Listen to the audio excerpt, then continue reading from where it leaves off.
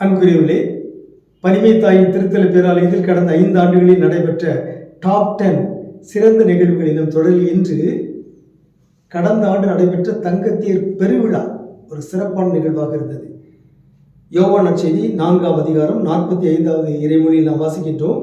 கலிலேயர்கள் திருவிழாவுக்கு சென்றிருந்த போது எருசலேமில் இயேசு செய்தவை அனைத்தையும் கண்டிருந்தனர்.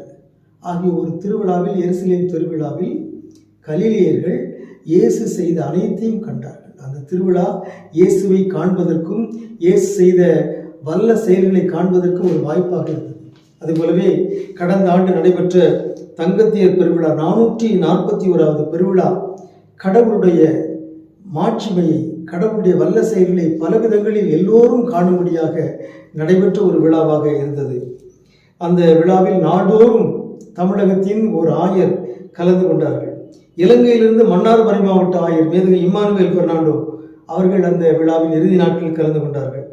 கோவாவினுடைய கர்தினால் மேன்மைமிகு பிலிப் நேரி அவர்கள் இறுதி நாட்களை சிறப்பித்தார்கள். ஆண்டவரின் வியத்தகு செயல்களை அந்த பெருவிழா நாட்கள் முழுவதும் எல்லோரும் அனுபவித்தோம். அது மட்டுமல்ல, அந்த பெருவிழாவுக்காக 300 நாள் தொடர் மன்றாட்டு நடத்தப்பட்டது.